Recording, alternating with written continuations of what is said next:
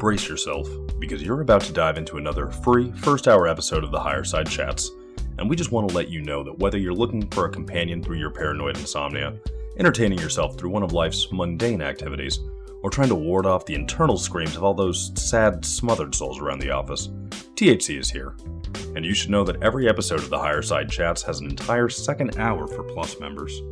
Sign up at thehighersidechatsplus.com and you'll get years of Plus show archives, lifetime forum access, a special invite to Greg Carlwood's monthly joint sessions, MP3s of THC music, bonus episodes, tour videos, and 10% off t-shirts, grinders, and whatever else ends up in the Higher Side store. It's $8 a month that you won't miss, so become a Plus member and treat yourself in these troubled times. Always action-packed and commercial-free, which means you'll unfortunately never hear my voice again.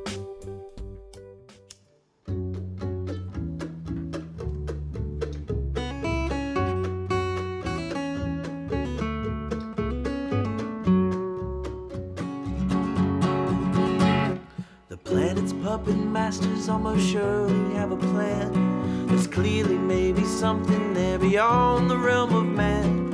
Until we've thoroughly tested every last close-chested view, find the more you think you know, the less you really do. Where would we be without THC? We know they're lying to us, just don't know to what degree. Where would we be without THC? The Higher Side Chat Show. Greg Carlwood and Company.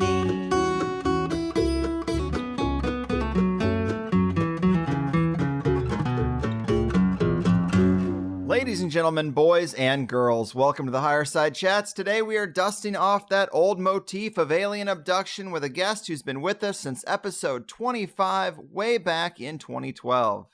And yes, abduction by strange beings in the night is still an unsolved situation that we may never have a complete picture of, but many people have told very similar tales that generally go like this. Somewhere in darkness and isolation, they feel an eeriness in the air. They see bright lights pierce the silent darkness as they approach. In a haze of confusion, they find themselves taken aboard an unrecognizable craft. Strange beings start to tinker under their hood, reassuring the taken that they're fine and this is all for their own good.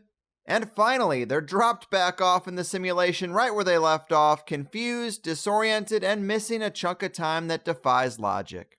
It's the rough outline to a pattern many of us have heard about hundreds, if not thousands of times. Most likely with many more keeping quiet about their similar experiences out of embarrassment or without even having a clear enough recollection to speak up about it. And while we might not be much closer to figuring out what that all is, today's returning guest Nick Redfern tackles a slightly different question in his latest book, Top Secret Alien Abduction Files. And that question is, what does the government know about this whole thing? Because while we're told it's all silliness and they've never had an interest in looking deeper, Nick has been digging up documents that show a very different approach and attitude to these encounters, and they offer some insights that do help us fill in some blank spots on the map. So let's do the damn thing. The king of creepy, the sultan of strange, the apex of paranormal writers, my friend and yours, Nick, welcome back to the Higher Side. Hey Greg, how's it going? Better every day, my man, and I just appreciate how long you've been stopping by to talk to us about this weird world. You always seem to find a new angle that pushes the needle just a bit closer to knowing what the hell is going on with some of this stuff. I believe this is your 50th book, my last show of the year. It's all working out. And I love the angle of parsing through and just drawing attention to huge government files that a lot of people are probably surprised even exist. So kudos to you. And to kick this off, I am curious, because a lot of these cases go back to the 50s, 60s, and 70s. Did you write this now because you're actually maybe able to get better access to documents once enough time has passed? Well, that was part of it. I mean, whenever I'm writing a book, or planning on writing a book, you always want to come up with something which hopefully, is going to give the reader something new to talk about and think about. And over the years and decades, I mean, there's been dozens and dozens of books written on alien abductions, maybe even hundreds.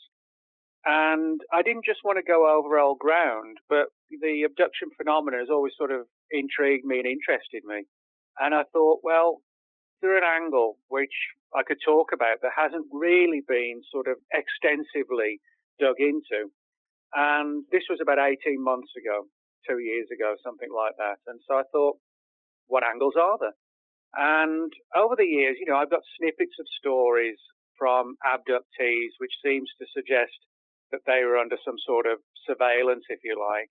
So I dug out those older cases that I'd got and then followed up on a bunch of other threads and dug and dug and dug and so on, to the point where eventually there was enough material to put a good, solid case together that the agencies really do take an interest and a concern in the abduction phenomenon, even if they're not fully sort of conversant and understanding of exactly what's going on. Yes, man, that's a great summary. I think this is a really solid angle for a new book. What does the government know about this stuff?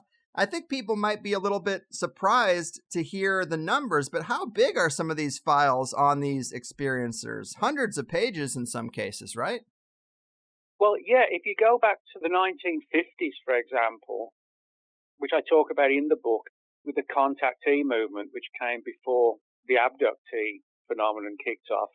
The reason I mentioned the contactees in the book was to demonstrate that there are files that show government agencies have a long-standing interest in claims of alien-human interaction and contact. And to give you one example from the 50s, George Van Tassel, who was one of the sort of the big players and having UFO contact and supposedly being taken on board UFOs and so on, his FBI file actually runs to just over 300 pages. So you're talking about a huge amount of material collated and put together on a man who claimed alien-human contact. So it's important to note that these files are not sort of hearsay or leaked documents, which could be questionable, legitimate or not. But in many respects, in fact, not all the cases in the book, most of them, the documentation that I've got is through the Freedom of Information Act of the US and the UK. So in other words, we're on solid ground because we're talking about genuine official documents. Yes, and I'm glad you brought up the Van Tassel saga because I think a lot of people are vaguely familiar with it. But here in San Diego, whenever I drive up north, I usually can see the Integratron from the highway. And I always mean to plan a trip, but I guess I didn't really realize it was so connected to this thing. I guess I thought it was just a new agey place. I know they do sound baths by appointments. I've had a friend go there and said it was a really great experience. So, I mean, it's on my list, but I never get down that far. Now I might because I think it's very interesting that it's connected to Van Tassel. Can you tell us a little bit about the Integratron and how it folds into his saga? Well, it all goes back to Van Tassel himself. Now, George Van Tassel was an interesting guy in the sort of pre-flying saucer era. He worked at Hughes Aircraft, which was run by Howard Hughes. He actually became good friends with Howard Hughes and developed an interest in the subject of aviation. Now, what happened was that in the late 1940s, Van Tassel and his family moved to the town of Landers, California, which for people who might be wondering, it's out in the California desert, not too far from Joshua Tree. And they moved to this one particular area that is known as Giant Rock. And the reason why it's called Giant Rock is because the main sort of thing you'll see when you drive into the area is this gigantic, huge rock, which looks like a classic meteorite that sort of slammed into the ground, from outer space. But it actually isn't. It was, and it still is, a large rock that was sort of native to the area, so to speak. And Van Tassel and his family, in a very strange fashion, they actually built an underground home for themselves beneath this gigantic rock. Imagine something like a 1950s version of the Flintstone homes. Mm-hmm. It's kind of like that. But he was a very skilled guy. And as I said, he built this hollowed out home deep under the ground, deep under Giant Rock, and had electricity and hot and cold water all plumbed in and everything. It was like a really cool, futuristic home. And it was during this period that Van Tassel claimed that on a number of occasions he saw UFOs over the skies of Giant Rock and Landers and that whole area, to the extent that on one occasion, one of these craft came down and landed, and it was described as being, like a typical classic 1950s era flying saucer, like a sort of silvery circular craft. And reportedly, there was this very human-looking entity came out of the craft, long hair. That was the only difference, really, was that the guy had long hair, which the guys back then in the 50s certainly didn't wear. And there was this exchange, almost like a philosophical exchange between this alien and Van Tassel. And like so many of the early contactees, he was warned about the perils of atomic war and how we needed to lay down our atomic bombs, etc. And they encouraged Van Tassel to look further into the UFO subject, even to suggest to him that he should put on yearly conventions as a means to bring the whole issue to the attention of the public. And that's exactly what Van Tassel did after having received numerous more visitations. And he put on a yearly conference at Giant Rock, which attracted audiences, and I'm not exaggerating now, between 10 and 12,000 people at the height of the interest in his claims. Now, if you look at the UFO conference attendances today, you'd be lucky to sort of get 300, 400, 500 people. That's sort of the average you get at conferences today. As I said, Van Tassel was getting 10 to 12,000 people, and he would put on these seminars where you would have sort of the leading figures in 1950s ufology coming along and speaking in this huge outdoors environment. And he really did become a significant figure in 1950s ufology. But like a lot of the contactees, politics and religion came into the equation as well. And the FBI attended a number of his seminars and lectures, and particularly noted his claims about how things like Noah's Ark, for example, he said it wasn't just an old boat according to the Bible. He said it was actually a fleet of flying saucers, if you like, that when the flood hit, came down and salvaged as much of the people and the animals as they could. And he said that's how the legend developed. He also put an argument together as to how he felt that the Star of Bethlehem was a UFO. And of course, talking about altering mainstream religion in 1950s USA into UFO stories, you can see why the authorities would sit up and take notice. And they certainly did. The reason why the file was created. As you said, Van Tassel is probably most associated with the Integratron, which is this two-story building, which he almost built on his own. He hardly had any help at all. And to demonstrate how skillful he was at building things, the Integratron itself does not comprise of any nails, screws, bolts, or anything like that. It's all purely wood, and each piece interlocks into another and keeps it all in place. And it's a really intriguing structure, to imagine 2 stories, people go walking and trampling around upstairs and banging their feet, but there's no problems with it at all. Every piece is just purely and perfectly interlocked. And the plan was, according to his space brother friends, was that technologies would be provided to him that would allow to massively extend the human lifespan. But he died in 1977 before he could continue this work. But the legacy still lives on, and people still flock to the Integratron and Giant Rock all the time. Almost like a spiritual trip, if you like, that kind of thing. That's a great summary. And of course, that Contact in the Desert conference is up in that area, or it was before it moved. I think that's where we first met in Meet Space for just a brief moment. And it's just interesting because I knew a little bit about the details of his visitation. I just didn't know he was given the plans for the Integratron or that Howard Hughes was a friend of his. I mean, you got this guy on the forefront of aviation going out to the desert to hang out with this other guy who got plans from an alien for some exotic technology. Yep. I mean, that's a sweet spot for me. And you mentioned that he died before the Integratron was open. Did he die suspiciously? I've read some reports that consider his heart attack curiously timed. Well, it was up in years. He was like pushing 70. Mm. I guess people can look at it from different perspectives. But I mean, there was a lot of intrigue in his life. For example, I mentioned Howard Hughes. A lot of people don't know that not only did he work for the Hughes Aircraft Company, but they became good friends. And on one occasion, Howard Hughes actually flew out to Giant Rock and got to meet the whole family.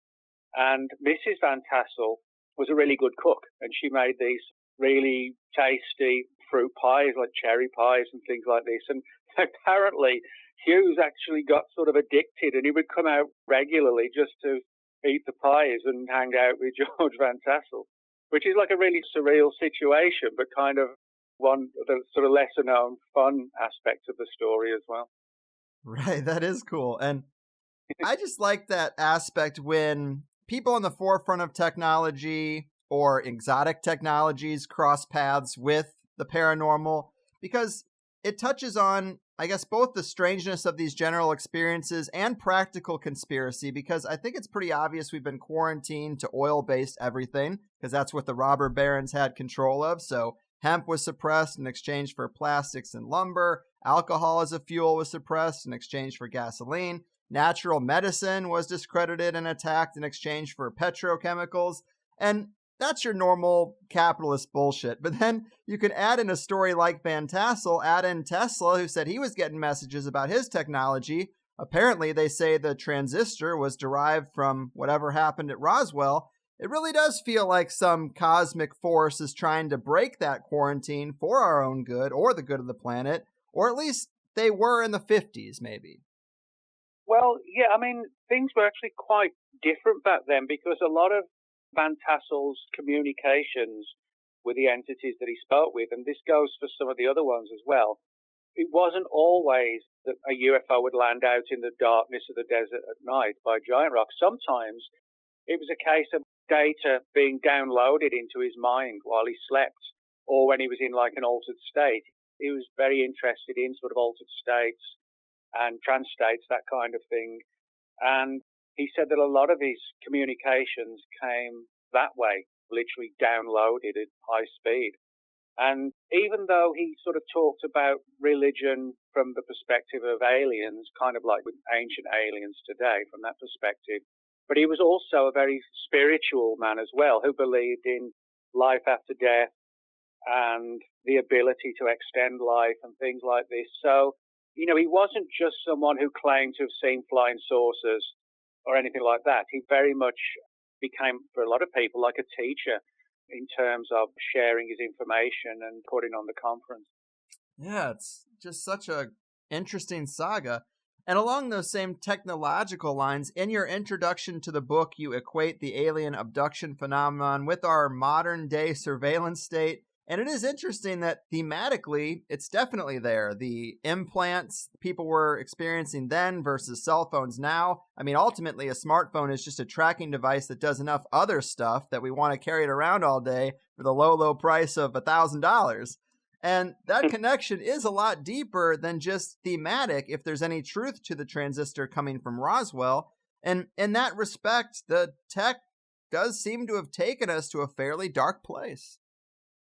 Well, I had this sort of debate, not just in UFO discussions, but also in conspiracy discussions, the way in which we are becoming more and more like a surveillance type society. Now, in relation to alien abductions, you hear about implants under the skin, tracking devices, the aliens' ability to know where the abductees are at any given time, even if they move homes, etc. And you're right, when you look at today's technology, I mean, I don't have any issues or problems with the technology itself, but I think it's like a lot of technologies in our world today that if they're used in the right way, that's great. If they're used in the wrong way, it's not good at all. If you go back sort of 10 years and more, you'll see a lot of material about fears of at some point, we're going to all be ordered to have implants whether we like it or not. But I point out to people, as you did, that today, really, there's no need for anybody in government to implant us at all, because if you haven't got an iPhone, well, at least most people have got a smartphone. even if it's not an iPhone. And, anyone who hacks into that system, your phone, they'll see arguably what books you buy on Amazon, what your reading habits are, where you booked your next vacation, your doctor's and dentist's address and phone numbers, and et cetera, et cetera, et cetera. So, in other words, you can make an argument that we're already implanted, not with literal implants, but we're implanted with a tracking device in our pockets. As I said, the technology is great, but when it goes from being a tool that is very useful to becoming something that can be basically used as a tracking device to see what people are doing, then the technology is being used in the wrong way. It's how the world is right now. But for me, I've got a smartphone, but I don't use it 24/7. I like to work 9 to 5, Monday to Friday. 5 o'clock comes round, the laptop goes into sleep mode till the next day. I don't do any work at the weekend. And I turn unless it's going to be needed, I turn my smartphone off at 5 and I don't turn it back on until 9 the next morning. I just switch off because I like that approach. I like to do the work and the writing and the research. And then I like to have a good time in the evening and the weekends, and I don't get burned out. And so for me, I don't view my smartphone as the be-all and end of everything, and that's wonderful. Yes. It's something I use when I need to, and I don't feel the need to see how many likes I've got on Facebook every 10 minutes. It really does go off from 5 o'clock till 9 the next morning. Well, I'm not surprised, man. You are notoriously disciplined, and you have to be to have this be your 50th book. It is really impressive. And I bet if the CIA knew you could bug everyone's house just by having it tell you the weather and ordering products when you talk to it, they would have had this done a long time ago. Well, there's so many things today that have the ability to be used as a surveillance tool. Smart TVs, Alexa, iPhones, smartphones, the list goes on, really. People automatically think of laptops, desktops, but the list really is going. Indeed, more every day. And so we framed this thing up to where we have these nice alien visitations in the contactee experiences of the 50s, like Van Tassel's story. And then we transition, as the book does, to the more aggressive and invasive abductees of the 60s. What more can you say about this transition? Is there a certain case that you consider the turning point or the bridge between these two eras?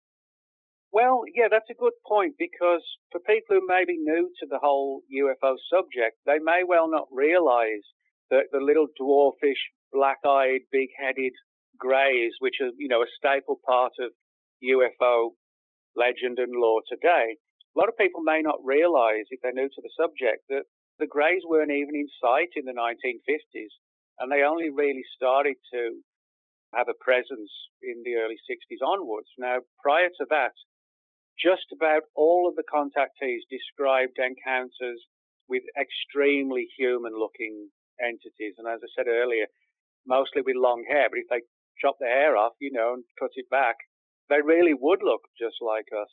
But throughout the 50s, for the most part, everything was dominated by the contactees. And just to give you an example of how much surveillance of the contactees was done, the list of contactees who have files on them, it's somewhere between about 15 and 20 of the contactees of the 1950s. The high-profile ones like George Adamski, George Van Tassel, Truman Bethurum, Orfeo Angelucci, people like this who wrote books, who lectured, all of them had files, and nearly all of those files have been declassified. But things started to change in the latter part of the 1950s, and certainly one case that really kind of straddled the contactee era and the abduction era was the 1957 Brazilian case of a guy named Antonio Villas Boas, which is one of the more controversial cases of that period. Right, that is exactly the case I hoped you'd bring up, because one thing I learned about this book that might disappoint the hardcore alien lovers out there, but it's super fascinating to someone who's intrigued by the full scope of MKUltra, is the added subtext to this Antonio Villas Boas account from Brazil. It's a pretty wild story, but I'd never heard about this Bosco Nedeljkovic guy and what he had to say about it. Can you take us through the story and the Bosco element? Well, basically, Antonio Villas Boas was somebody who lived on a farm in Brazil with his family. And he later went on to become a successful lawyer in Brazil. But at the time, when he was in his early 20s, he was still living at home and living on the family farm.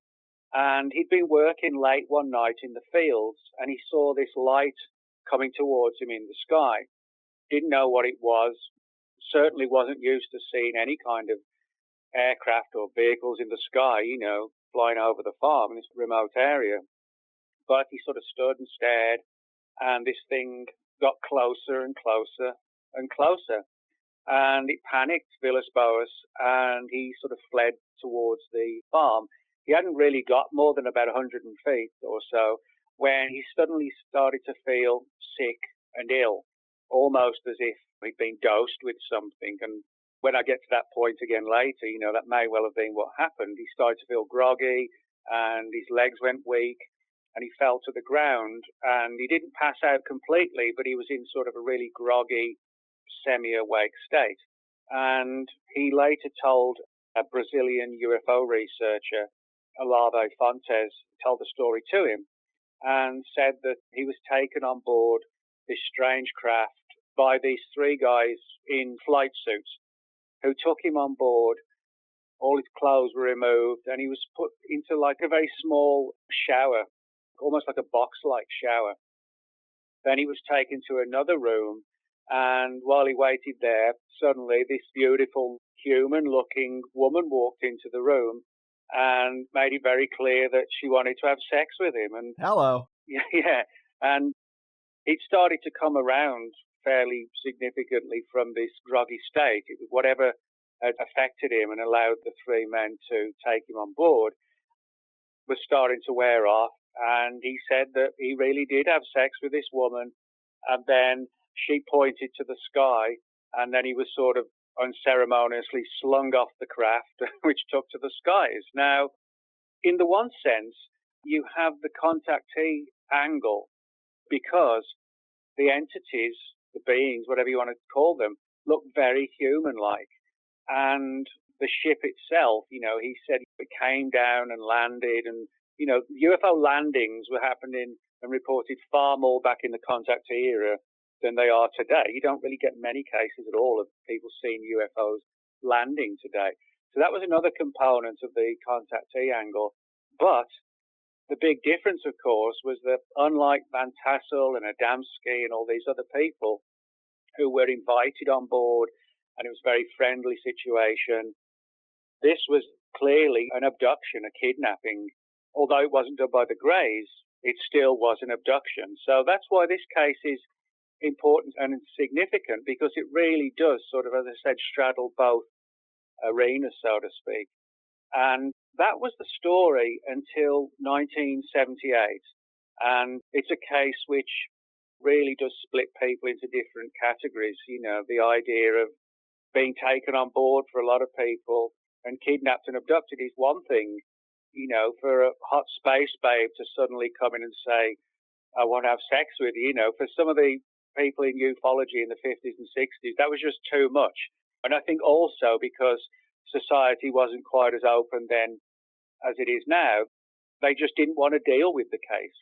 They saw it as embarrassing and something they didn't want to talk about. So at least parts of the story didn't really get the coverage that perhaps they should have done. But in 1978, a UFO researcher named Rich Reynolds, and Rich is still on the UFO scene, he's very active on the scene today, and he has a blog called UFO Conjectures. So if you want to look up Rich Reynolds, UFO Conjectures, you'll see what he's still doing today. But back in 78, Rich was contacted by a man named Bosco Nedeljkovic. Now, Nedeljkovic was someone who grew up in Yugoslavia, but there were rumors that he had connections to Soviet intelligence and all sorts of sort of secret societies and things like this. And he approached Rich Reynolds in a way that really To this day, I don't think Rich fully understands why he was the one who was targeted. But Nedeljkovic basically said to Rich that he could tell him the true and full story of what really happened when Villas Boas was taken on board the craft. Now, if you go back and you read Villas Boas' original testimony that he gave to Dr. Olavo Fontes, this early UFO researcher in Brazil, what Villas Boas actually said was that the craft, he said, if you imagine you got an egg and you're able to sort of lengthen that egg into like a rectangular egg, he said that was the shape of it. And Villas Boas also said that there was something spinning at high speed on top of what he thought was a UFO, but it was going around at high speed in a circle. And he said that it was actually making a loud noise, and it was going whoop, whoop, whoop, whoop, whoop, like that. And Nedeljkovic said to Rich Reynolds that what he was taken on board was actually onto a helicopter. Now, you know, people would say, well, he said he saw a UFO. But as I said, if you read his exact account, he said it was an egg-shaped thing, but pulled into sort of like a rectangle. And with the whoop, whoop, whoop noise, that sounds like the beating of the rotors of a helicopter. And this circular thing spinning at furious speed on top, you know, you could make a good case, was the rotor blades. Now, the story that Nedeljkovic told Rich Reynolds was that he, being Nedeljkovic, was part of a program that was like an offshoot of MKULTRA. Now, MKULTRA was one of the early CIA programs designed to manipulate and control the human mind, and all sorts of different technologies were used, and substances and psychedelics, LSD, mind-altering technologies, and so on. And it was basically all done to see how and to what extent the human mind could be altered. And according to Nedeljkovic, one of these sub-projects of MKULTRA was to use the UFO subject as a means to see how people's minds could be altered. In other words, if we can make people believe they're seeing aliens, we can maybe make the Russians believe they can see anything that we want them to see. So it was really like a Cold War experiment, using members of the public against their will or their knowledge, and using the UFO motif as a reason to do this.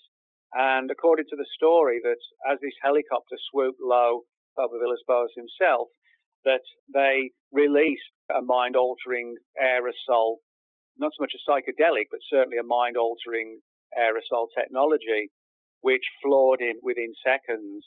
But it was one that was designed to actually wear off quite quickly. In other words, it was designed to disable physically and mentally the targeted person.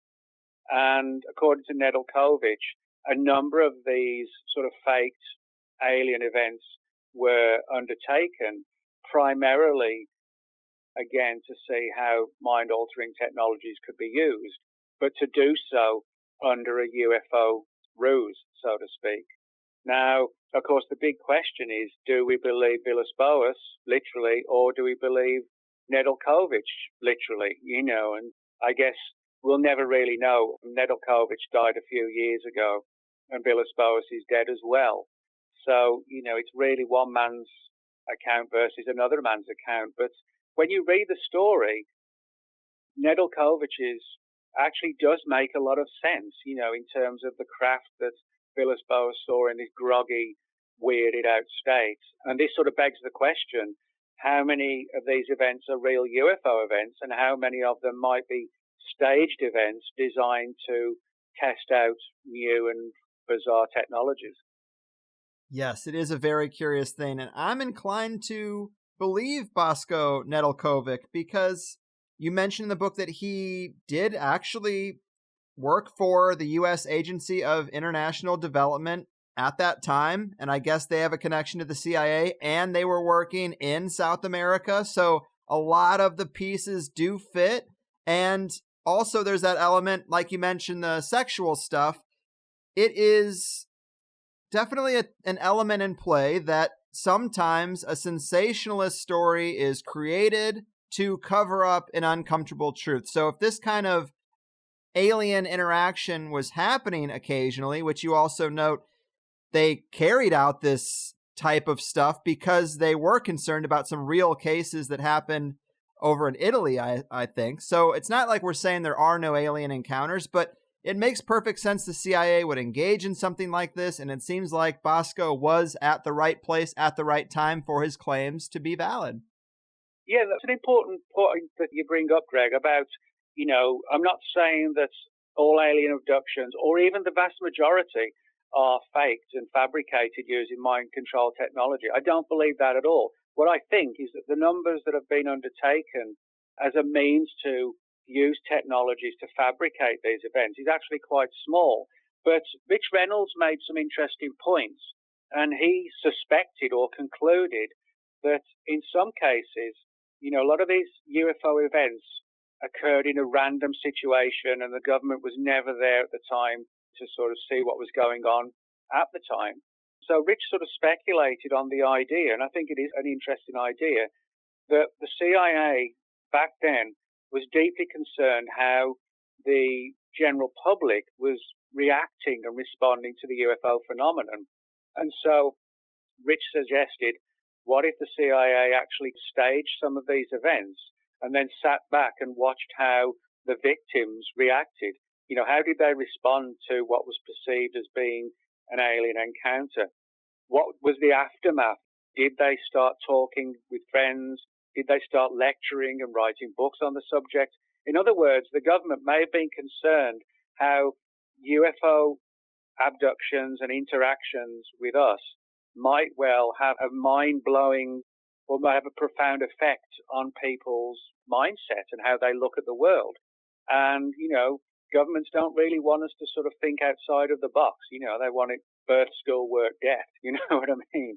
And I think a good case can be made that psychologically they planned and orchestrated these events to see how the public would react.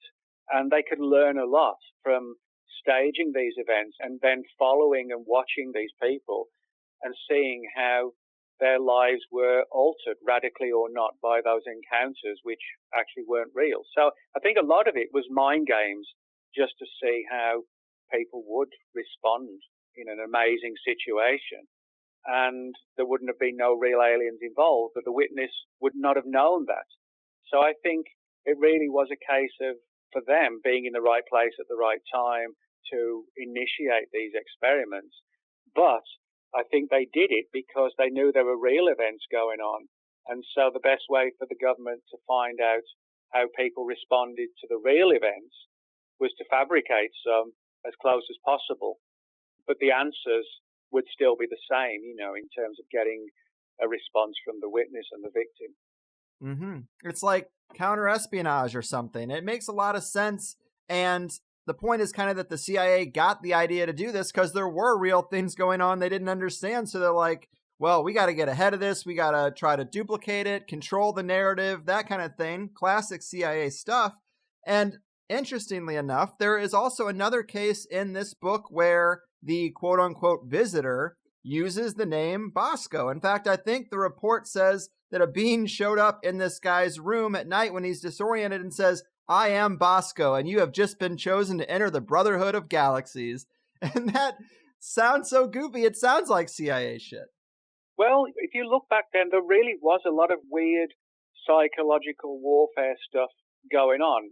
Now, it wasn't just in relation to alien abductions, but if you think about it, trying to figure out how the human mind can be altered and manipulated, but doing it behind a UFO umbrella, that would actually allow agencies to say, well, it's nothing to do with us because the witness said they saw aliens. So it would actually, on the one hand, they would learn a great deal about how people are affected by UFO events, but also they could hide behind the UFO umbrella, as I said, and no one would really know it had any connections to government or intelligence agencies. So there's the camouflage angle as well.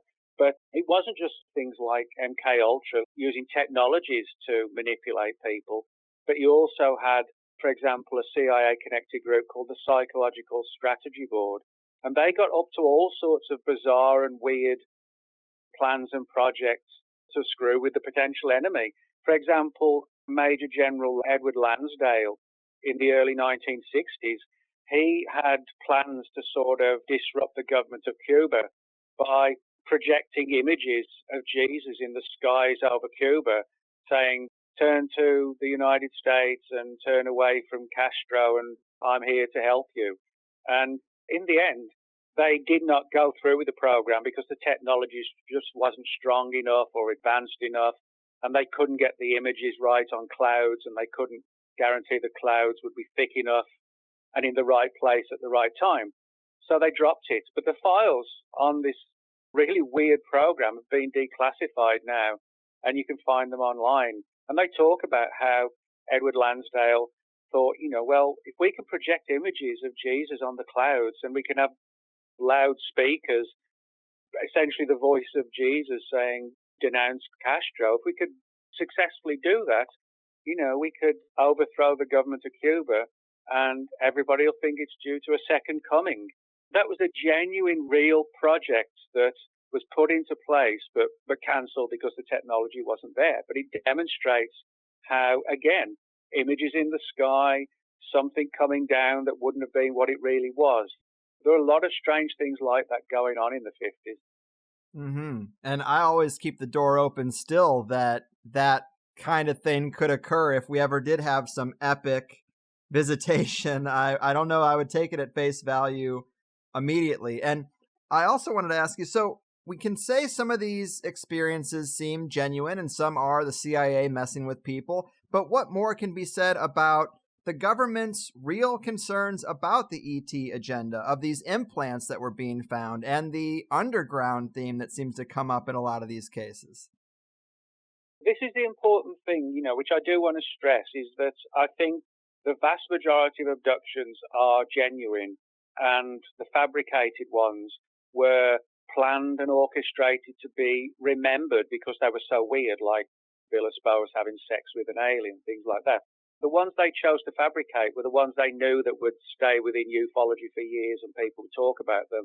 So again, it would show how people could be manipulated even in ufology years later by obsessing and talking about these cases, But in terms of the real cases, which I don't think they began with the Betty and Barney Hill case of September 1961, but what I do think is that case, more than any other, really opened the doors to the abduction phenomenon, and it became more and more accepted as the 60s went on. So what basically happened, September 61, you have Betty and Barney Hill driving home from Canada. They'd been on vacation and heading back to New Hampshire where they lived, and saw this strange light in the sky, which didn't seem to be regular aircraft, almost seemed to be shadowing them through the forests and the mountains and so on. And they got quite concerned by this fact. There was no noise, nothing like a helicopter. They stopped the car on a couple of occasions and looked out. It's a long and winding story, but cut it down. When they got home, the Hills found that the journey seemed to have taken much longer than it should have done. And then in the subsequent days and weeks ahead, both of them suffered weird dreams and nightmares of being taken onto the craft, but it landed and they were taken on board and subjected to medical experimentation. Betty said that some sort of needle-like device was inserted into her navel, and Barney said that they examined his teeth and his spinal column and all sorts of things.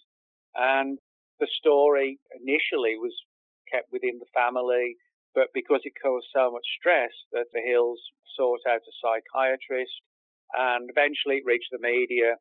And then John Fuller in 1966 wrote a book on the subject called The Interrupted Journey. And from then onwards, the whole issue of abductions slowly started to take off in the 60s, although there weren't that many cases. There were still a few contactee ones as well.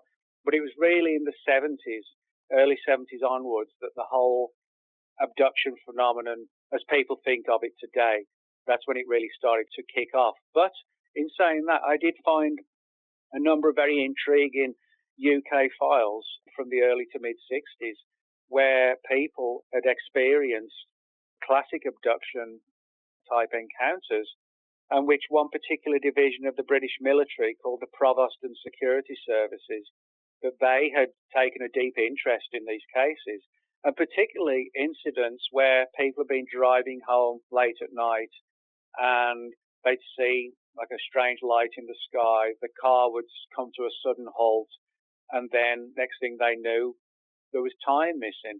I talk about a number of cases like that in the book. One of them involving a guy named Ronald Wildman. This case was 1962, just 1 year after the Hills case in the United States, but Ronald Wildman lived in the south of England, and he was taking a vehicle that had been sold to the buyer, and he was taking an early drive, like 3 a.m. in the morning. He saw this typical flying saucer thing come down. The headlights started to flicker on the car, and next thing he knew, he was just sat in his car, and then the car started up fine. For reasons we don't know or fully understand, but the Protestant Security Services took a deep interest into this case.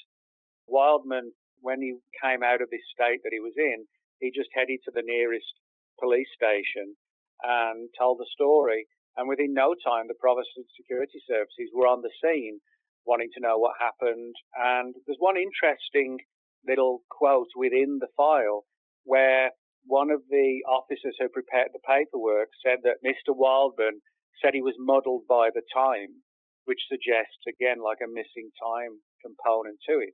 And there were a number of cases in the 60s that the Protestant Security Services undertook. And they were clearly seeing a pattern develop.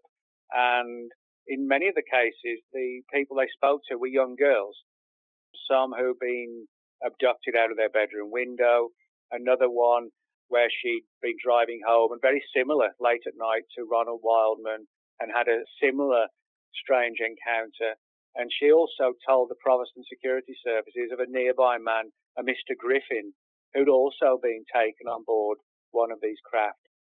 And these are real files which you can go and look at the National Archives just outside of London, England. And again, they show that for reasons we don't fully know, the Protestant Security Services were following these cases involved young girls, cars late at night, and people being taken on board. And the Protestant Security Services, they have a different name today, but they were sort of like the James Bonds of the Air Force. They would get involved in counterintelligence, espionage programs.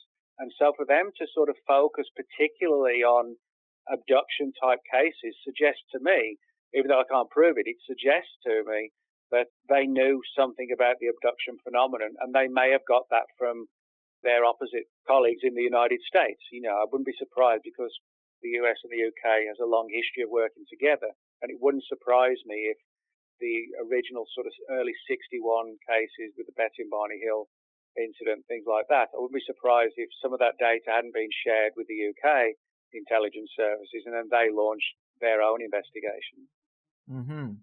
Yeah, it really is pretty fascinating to get that hard confirmation of actual government interest in this stuff via the files and documents that you've seen, because a lot of people are probably surprised just by that.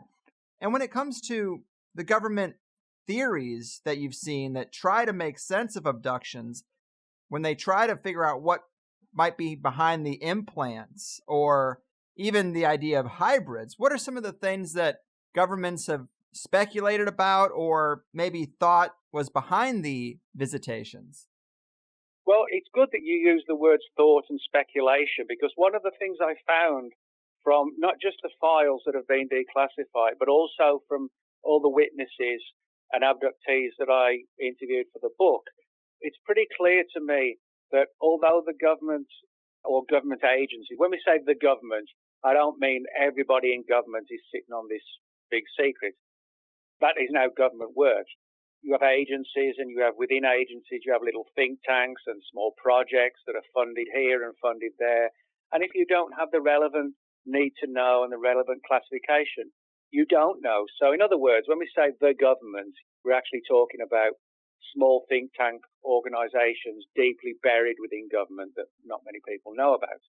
And what I found in just about all the cases is that there's good evidence that government agencies know a lot about the subject in terms of the numbers and the basic scenario of people being kidnapped and missing time and medical experiments, that kind of thing. But unless I missed something, which I don't think I have, all of the evidence tends to suggest that the government may not actually know the full and real agenda any more than we do. We often think that if the government's hiding something, or any government around the world is hiding something, it's because they know what they're dealing with, and that's why they're hiding it. I think with the abduction phenomenon, they're fully aware that it's real and potentially has effects on national security issues if people are being kidnapped against their will. But I still don't think they fully understand what the agenda is and why this is all going on. And I think that's why the surveillance is going on, because they're still trying after all these years to fully get to grips and grasps with why these events are occurring. Is it connected with hybrids? Are they sort of creating an army of hypnotized slaves that'll be turned on one day for some specific purpose? There's all sorts of different theories, and I think the government has sort of looked at all these theories and is still thinking, Yeah, I mean, it's a head scratcher, but I think it's really interesting, the prospect that they thought possibly the implants that people have been given could be switched on at some point, turning everybody into a Manchurian candidate of some kind, or that there were potentially real concerns that ETs could be making hybrids underground. I mean, that kind of stuff, it's really interesting, especially when you see some of these documents, because things will be mentioned so matter-of-factly, because when they're writing these files, they're obviously not trying to be sensationalist, but you read some of these things and it's like, wow, what plain terms to talk about some real epic speculation. Well, you'd almost always find that in government files. They're not doing what I'm doing, which is writing a book and giving background description on, it was a dark and stormy night. You just don't see that in government documents, right. But you need to do that in a book so the reader gets a good understanding of how it all looked when it went down, But yeah, one of the angles that I was told was that deeply did worry the government from the potential of it being real was this idea of, could these implants be not just used as tracking devices? Could they be used in sort of, like you said, like a switched on situation where all of these abductees would suddenly become mind-controlled Manchurian candidates, all with pre-programmed agendas to follow?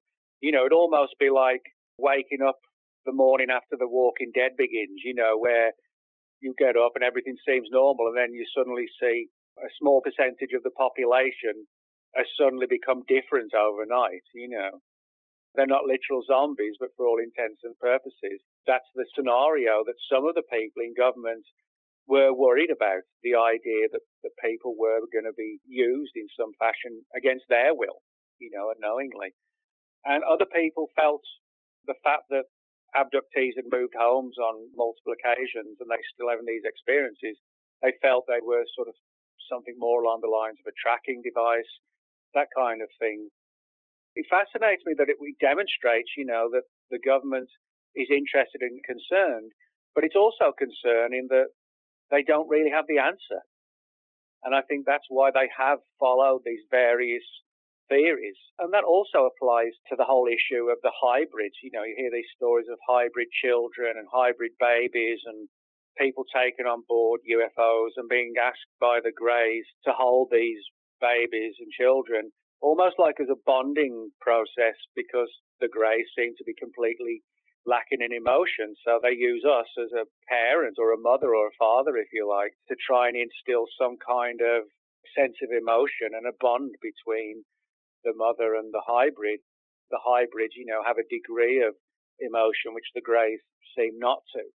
So again, just that idea itself of government people sitting around, or intelligence people sitting around a table pondering on the idea of, what are the hybrid children? Are they related to the black-eyed children? To realize that government agencies are concerned by tales of black-eyed children. It sounds bizarre until you realize and you take a look at the whole history of this and how and why the government has really come to realize it's a genuine phenomenon, with a lot of odd and sometimes disturbing overtones to it. Yeah, and it really does get me thinking, because if we had these people in the 60s on up feeling as if they were being used for reproductive purposes or to handle the hybrids or give them love so they didn't die, we should be seeing hybrids among us at this point, right? I mean, if that was the goal to even put them among us, maybe the goal is to take them somewhere else entirely. But, a couple decades have passed, they would be adults at this point. Well, some researchers, I don't mean government researchers now, I mean some abduction researchers do actually think that the hybrids are among us and that they are now, multiple generations, that they are indistinguishable from us. For example, David Jacobs, in his book, The Threat, the title alone tells you what it's about, but he is someone who believes and concludes that there are extremely human-looking hybrids among us who may have infiltrated society and even governments. And by infiltrate, I do mean that in sort of a sinister fashion. Now, other researchers don't go with that view at all. And again, that just demonstrates the nature of the controversy itself. But the other angle, which I don't know how many different agendas and angles they followed, but they've definitely followed the implant angle, the hybrid one. And the other one, which goes down a pathway that a lot of people may not have thought about, and it is a very odd one, is the concern on the part of intelligence agencies that somehow the abduction phenomenon seems to be connected to the human soul. And that's something that pops up quite a bit in the book in various cases that I talk about, where intelligence people who've gone out and interviewed abductees in a sort of clandestine fashion, not like a threatening fashion, but just, we've heard your experiences. Would you mind if we come in and talk with you and see if you can enlighten us a bit, and they had to sign non-disclosures and things like this, but some of the people did actually agree to. And one of the questions that often popped up was, did you have any strange dreams, like as if you were dead or if your soul was outside of your body and things like this? So again, precisely why the government might think that there's a connection to the human soul is intriguing in terms of what they actually think is going on. And one of the more sort of darker and disturbing theories was that the greys are not living entities themselves. They're sort of like biological robots, which eventually wear out. And the theory, if you read the works of Nigel Kerner, he's someone who really explains this to a deep degree. But basically, it comes down to the theory that the greys, not being living entities in the way we think of it, are tampering with us and tinkering with us, trying to understand the nature of the soul. And if they can literally sort of implant themselves with souls to allow them to have an everlasting life. So that goes down some really odd pathways. But if you read Nigel's books, I mean, he puts together like a really interesting scenario of using science to sort of extract and then implant human souls as a means to have an immortal life, which the greys as biological entities don't. Now, that is without doubt, one of the more far out theories, but it was also one of the theories that the intelligence people were deeply concerned about. Doesn't mean they were right, that they got the right answer, but it does mean that they were extremely concerned by that soul-stealing angle. Yeah, it is really interesting that the Greys would be trying to jailbreak the human soul, and it is difficult to kind of talk about because I don't even think we fully understand what that means or what consciousness truly is. So you have to really know the mechanisms in which our human essence really works, what rules it plays by, to even know what the Greys were trying to do. But you could definitely see the possibility that some biologically created creature or an AI-controlled thing would look at us and be like, hey, wait a minute, there's something that happens after you die where your life essence does this other whole chapter of existence. I want to know what that is, and I want to see if I can peel your consciousness away and get it for myself somehow. I mean, you could see how that could be possible. It is fascinating. Man, you write so fast, you've got to have some kind of other projects in the works. I mean, this has obviously been a great conversation, but as we're kind of getting towards the end of the road, is there any word on your next project? Yes, there is. I've actually, it kind of sounds like I've been juggling two books at the same time, but I actually haven't. I've got the Abduction book out now, and that publisher put that book out quite quickly. But about more than a year ago, I finished another book, or just around about a year ago, called Area 51. Now, that company that's putting that book out, Visible Ink Press, they put theirs out 6 to 8 months further down the line. Now, that one actually comes out on January the 1st, the Area 51 book. And it's already up on Amazon. You can see it on the, you type Nick Redfern, Area 51 in Amazon, you'll see the book. So that one will be out on January the 1st, but it was actually finished quite a bit before the Abduction book. It's just different publishers have different time frames and so on. But that one will be out on January the 1st. Awesome. It's a very big book. It's sort of about twice the length of the alien abduction book, and it's sort of a history of Area 51, but focusing mainly on the whole UFO claims. Yeah, I actually saw an article that I think you had recently written that ties into that, how the Russians were and maybe still are trying to figure out what Area 51 is all about. And yeah, it's even kind of appropriate because there's a Bob Lazar tie-in, and there's that movie out that everyone's talking about. Yeah, I haven't seen that yet. I've heard varying different thoughts about it, but I'll definitely have to watch it then. Yeah, I agree. The reviews are varied, but it's just good to have quality material out there, quality from a actual technical standpoint about these kind of stories that have just kind of been in the underbelly before. And we didn't really have a lot of high production value stuff to look at or to circulate. So I guess it's all good.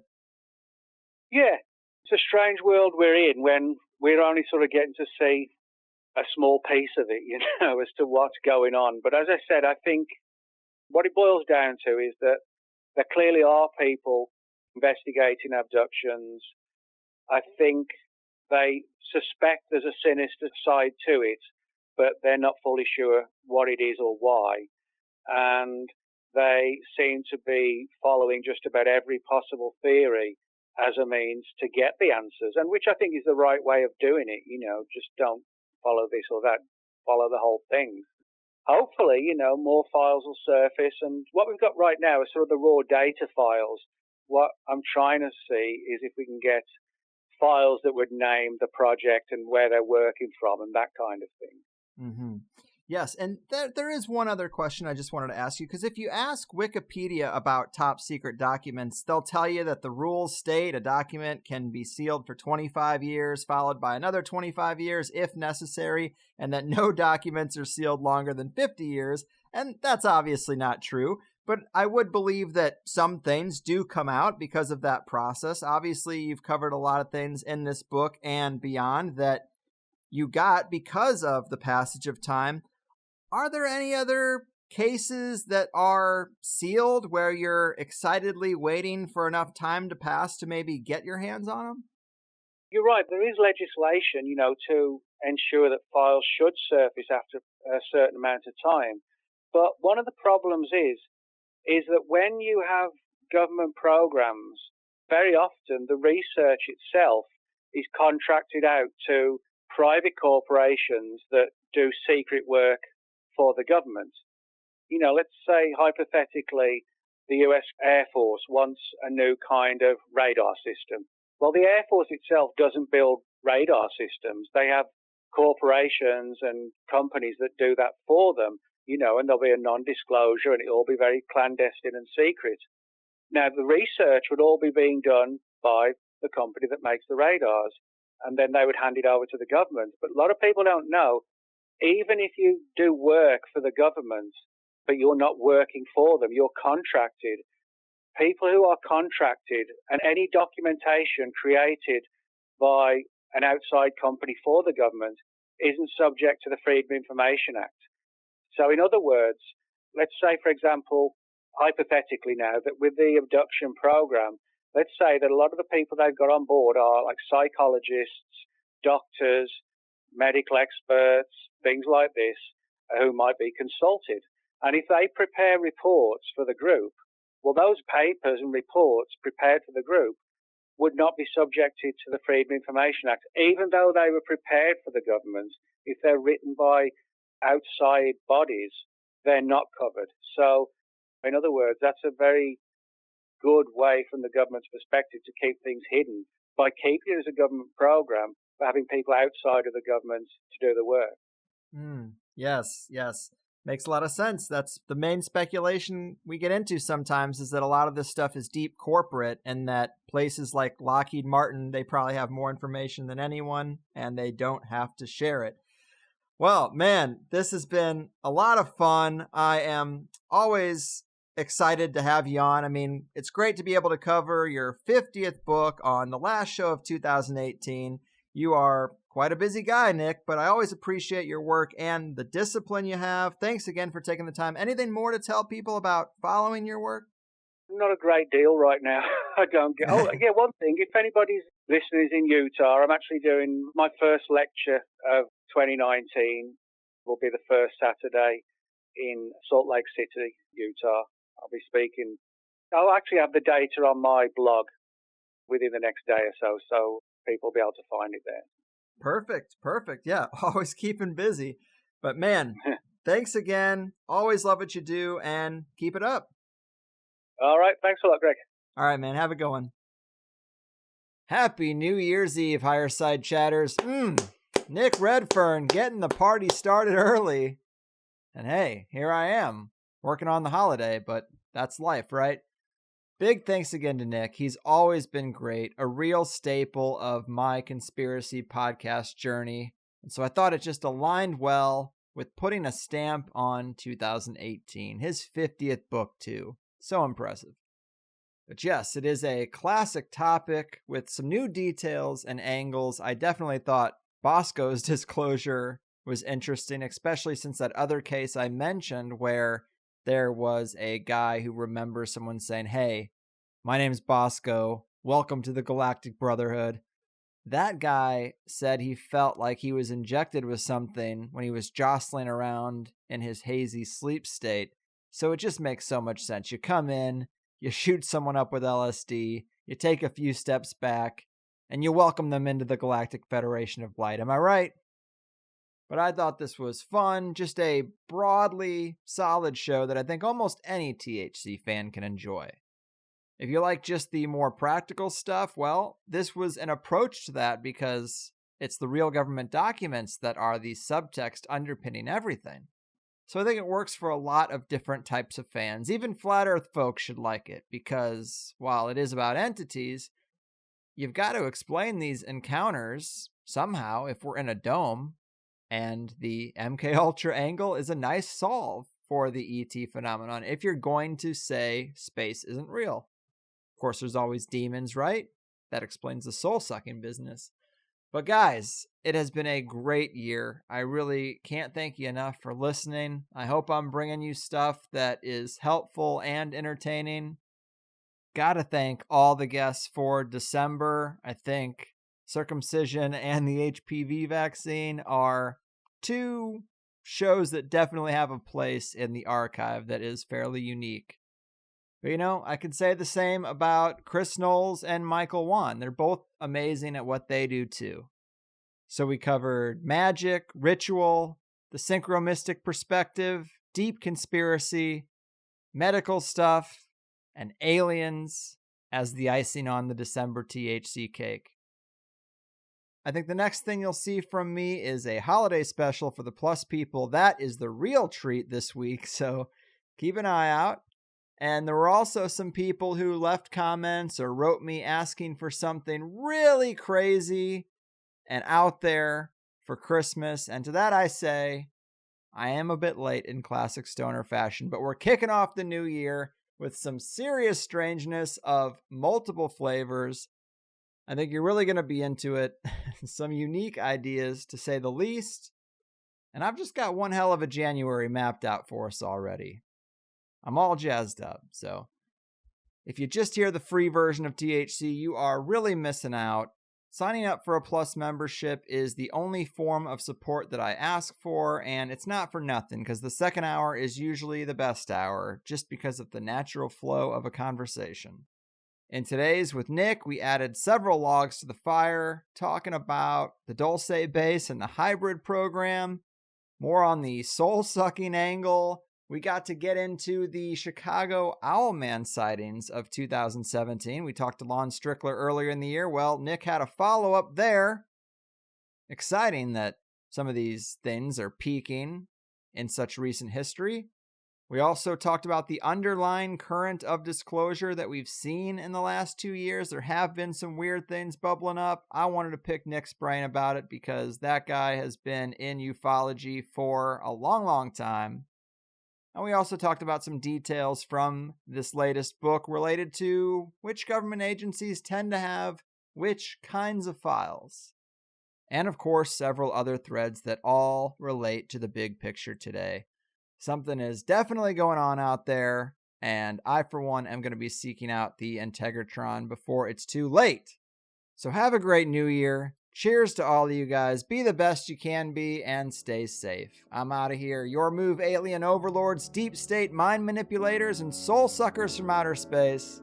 Your fucking move. Oh no, you see, the world isn't random, it's attached to puppet strings, control over everything.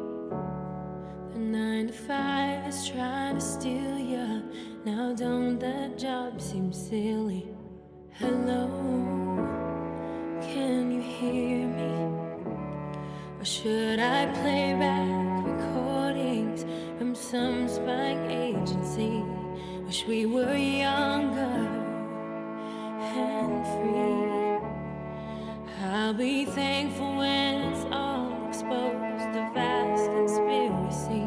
There's such a difference between us and the damn rush hours. Hello from the higher side.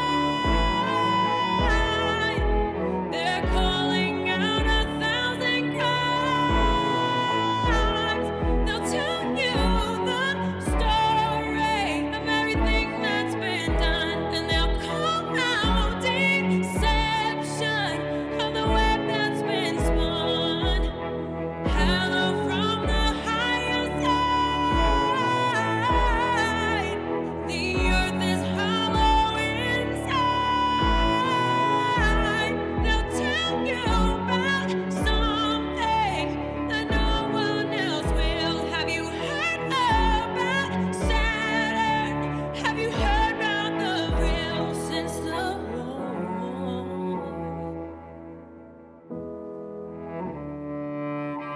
Oh no, they're cartoons. It's so typical of me to talk about this stuff. I'm sorry, that's good and well. Did you ever hear the argument that nothing really happens? It's no secret, and that the best is plus. It's doubling your time.